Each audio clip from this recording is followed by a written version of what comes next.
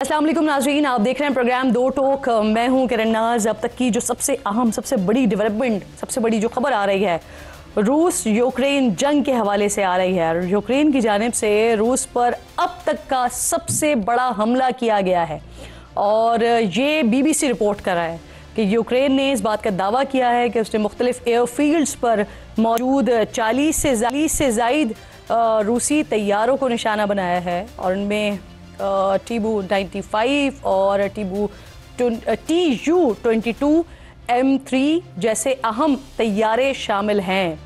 ये जहाज़ रूस के स्ट्रेटेजिक एविएशन एसेट्स समझे जाते हैं और एटमी मवाद ले जाने में ये इस्तेमाल होते हैं। इन हमलों की मुख्तलिफ जो फुटेजेस सामने आ रही हैं उनमें आपको नज़र आ रहा होगा आग के शोले ये लिपटे हुए हैं जहाज़ों पर और ये देखा जा सकता है यूक्रेनी हुकूमत की जानिब से इन हमलों को ऑपरेशन स्पाइडर्स वेब का नाम दिया गया है, जिसकी मंसूबाबंदी पिछले 1.5 साल से की जा रही थी और सदर ज़ेलेंस्की इन तैयारियों को खुद मॉनिटर कर रहे थे।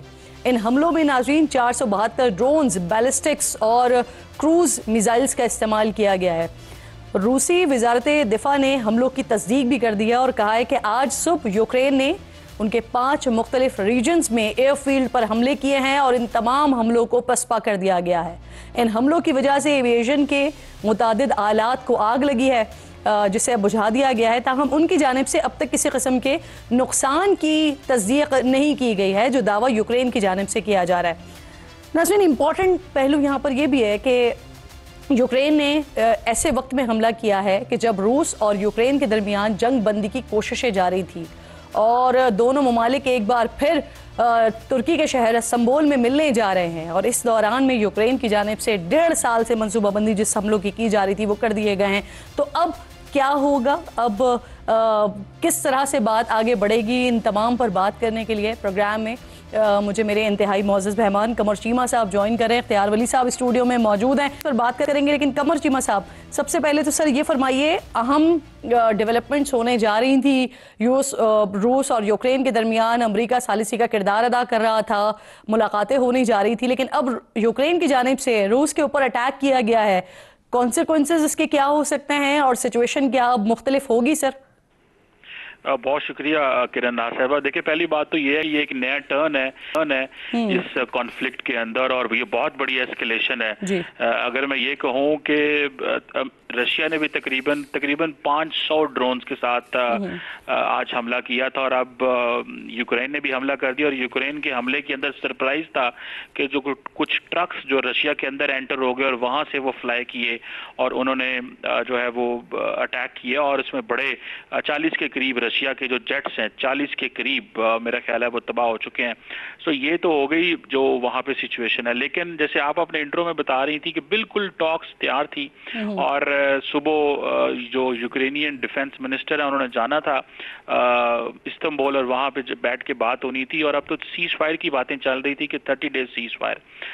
सो वो जारी बात है अब किस हद तक सीज फायर की बात चलती है। लेकिन ये जो ड्रोन स्ट्राइक्स हैं, ड्रोन के जो हमले हैं, मैं समझता हूँ कि ये इन्होंने एक नया टर्न भी लिया है। इसमें अमेरिकी सदर डोनाल्ड ट्रंप जो है वो भी पैनिक में है क्योंकि उनको बड़ी उम्मीद थी कि डायलॉग होगा, प्रिजनर एक्सचेंज होगा, बच्चे हैं जो हैं उनको रिटर्न किया जाएगा, जो टेरिटोरियल इंटेग्रिटी है रशिया की किसी हद तक बच जाएगी। इस तरह की बातें जो हैं वो हो रही थी।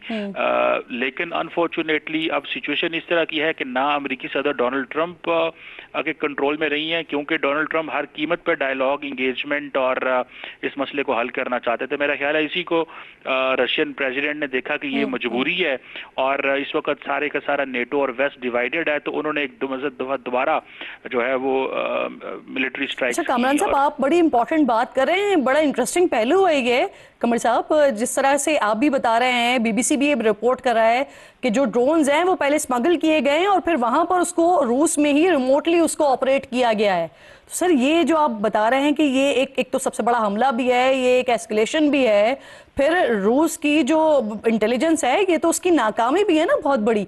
तो किस तरह का रिएक्शन फिर आप देख रहे हैं? और अगेन आप कह रहे हैं कि सुपर पावर्स में शामिल हैं, तो फिर उनकी तरफ से रिएक्शन क्या हो सकता है सर इसका मुमकिन? देखिए मुमकिन रिएक्शन तो ये हो सकता है कि एक फुल स्केल वॉर भी शुरू हो सकती है, बिकॉज जब आपको 40 Russian planes inside Russian territory के अंदर तबाह हों, अपनी बेसिस के ऊपर खड़े तबाह हो जाएं, तो अब जारी बात है ये एक वो जो प्रेशर पुतिन साहब बिल्ड करना चाह रहे थे, अब उनको मजीद एक ऑल आउट वॉर में जाना पड़ सकता है और एक बड़ा हमला वो यूक्रेन के ऊपर कर सकते हैं। इट मीन्स के जो टॉक्स हैं वो इमीडिएटली नाकाम भी हो सकती हैं, लेकिन क्योंकि तुर्की इसमें इन्वॉल्व है और तुर्की के बहुत अच्छे ताल्लुकात हैं, तुर्की नेटो का भी मेंबर है, तुर्की के रशिया से भी बहुत अच्छे ताल्लुकात हैं, तो हो सकता है वो इन चीज़ों को आगे ले चलेंगे, इस टॉक्स को करवाएं। लेकिन लगता ये है कि रशिया अपनी मजीद ताकत का इस्तेमाल करेगा ताकि अपनी जो डोमिनेंस है उसको मेंटेन कर सके। और दूसरा ये भी है कि रशिया जो मुसलसल कह रहा है कि यूक्रेन विड्रॉ करे जो 4 इंपॉर्टेंट एरियाज हैं, ठीक है जी। सो रशिया क्योंकि अपनी डिमांड्स बढ़ाना चाहता है, यूक्रेनियन जो है वो रिलैक्सेशन चाहते हैं। अच्छा कामरान साहब, हमने देखा सिचुएशन, कमर चीमा साहब मुझे ये फरमाइए सर, जिस तरह से हमने सिचुएशन को देखा था, डोनाल्ड ट्रंप ने ऑलरेडी ये कहा था सदर ज़ेलेंस्की को कि आप थर्ड वर्ल्ड वॉर की तरफ सिचुएशन को लेकर जा रहे हैं। तो सर अब जो आप कह रहे हैं कि ये सिचुएशन अब उस तरफ बाकायदा तौर पर जाती हुई दिखाई दे रही है, जंग की तरफ बाकायदा प्रॉपर जाती हुई दिखाई दे रही है, तो ऐसी सिचुएशन में डोनाल्ड ट्रंप की नाराजगी, यूरोप का पीछे हट जाना, इस सिचुएशन को बेयर कर पाएगा सर यूक्रेन? देखिए इंपॉर्टेंट चीज ये है कि डोनाल्ड ट्रंप साहब ये चाहते थे कि जिस तरह भारत और पाकिस्तान के बीच में उन्होंने सीज फायर करवाया, वो ये यूक्रेन वाली जंग भी बंद करवाना चाहते हैं, गजा वाली भी बंद करवाना चाहते हैं और अपने आप को नोबेल पीस प्राइज के लिए नॉमिनेट करवाना चाहते हैं, ताकि मैं कहूँ जी दुनिया के लिए एक ऐसा प्रेसिडेंट अमेरिका में है जिसने तमाम जंगें बंद की। That is one point. लेकिन क्वेश्चन ये है कि अब मसला ईगो का भी है और पर्टिकुलरली रशिया की ईगो इसमें वो हर्ट हुई है। दूसरी तरफ अगर देखा जाए तो यूरोप बहुत देर से अमेरिकन को कह रहे थे कि आप इस तरह इस जल्दी से विड्रॉ ना करें, फोर्स ना हमें करें, हमें आप जिस तरह फॉर एग्जांपल नेटो को कहा जा रहा था कि आप अपना डिफेंस 2% से बढ़ा के 5% पे तमाम नेटो कंट्रीज अपना डिफेंस बढ़ाएं, जो 5% ऑफ द जीडीपी नेटो में जमा करवाएं आप डिफेंस के लिए।